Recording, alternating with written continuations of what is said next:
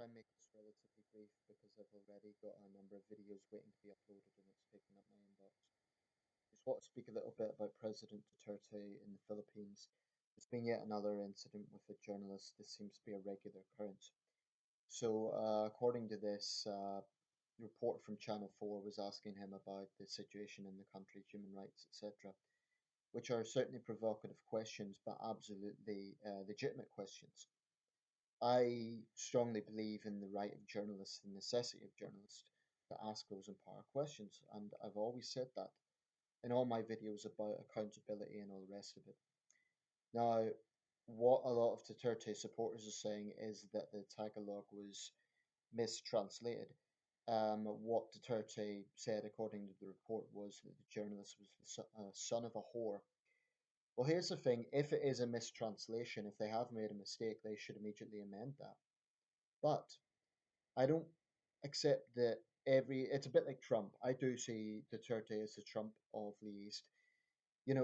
Just like Donald Trump, every time there is criticism, his supporters say, "Oh, it was misinterpreted. That's not what he meant."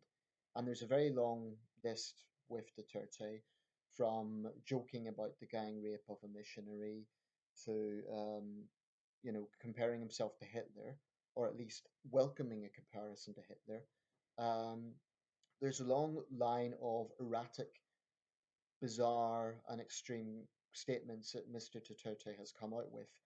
Now, I'm going to make this one quick. There isn't a great deal to add from my previous videos, but I just want to say this to Duterte supporters. Firstly, um, I'm not in the Philippines.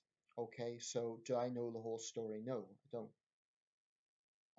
And no, I'm not telling the Filipino president what to do or the Filipino people what to do. The Philippines is an independent country, and I respect that.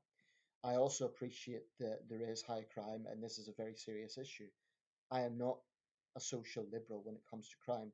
I believe, for example, powerful drug lords should be thrown behind bars for the rest of their lives. I am not soft when it comes to crime at all. And if anyone misinterprets my position that way, that would be unfortunate. Um, but what I would say is that when you have a president who is well known for, he's admitted it himself. He has admitted it himself. Apparently, he said that he prays to God that he will clean up his act. So, if he's admitting it himself, then you can't keep blaming foreign journalists for misinterpreting it. But when you have a president who constantly insults all the world leaders, constantly insults journalists from other countries in that sort of very vocal way, then don't demand that outsiders respect him. He is, democratically elected. I get that, but don't tell us that all Filipinos support him. That is just not the case. In fact, in one of my comments I made making these points, 52 people, the majority of them Filipinos, were liking my comment, agreeing with what I said. So please stop saying, "Oh, we Filipinos love our president." No, you love your president.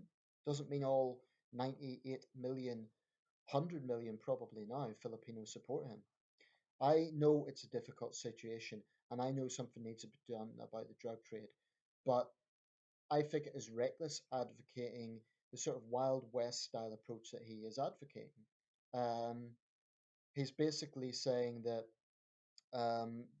ostensibly it's about police officers defending themselves. That's I've no problem with. But Duterte has made no attempt to differentiate between drug lords and drug users. That's really dangerous. If you have a young person who's on drugs, and I'm not saying it's right, I'm not saying they should do it, but that is clearly different from a powerful drug lord. Now, what Duterte seems to be advocating is that um, they just go in and kill everyone who's using drugs.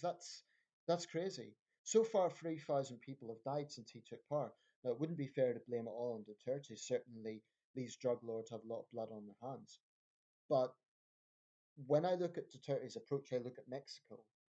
When the Calderon administration declared a war on drugs there, that has led to a war with 150,000 people dead. So I just can't see it making the situation better. By all means, rein in on these top drug lords, but putting them in the same pedestal or putting regular drug users in the same pedestal as drug lords, I just think a big mistake. That seems to be the approach that he's advocating. But just on the practical side of things, this sort of nationalistic defensiveness. By the way, when people say, "Oh, to know the true situation, you need to speak to a Filipino," well, that doesn't really tell you anything, because a Filipino could be a Duterte supporter or not. Just because someone, I'm British, does that mean I speak for all British people? No, and I would never assume that I do. So that's all I want to say. People don't have to agree with me, and I'm not claiming that I know everything, but I do think the Philippines is supposed to be a democracy, and when people imply that their president is above criticism and that foreign journalists should just shut up, I think that's nonsense. Um, Journalists should not be insulted just for trying to do their job. And like I say, if Channel 4 got that translation wrong, yeah, they should amend that. But frankly, Duterte has a long line of outbursts, and this doesn't happen with other world leaders. So I don't think you can always blame the media either.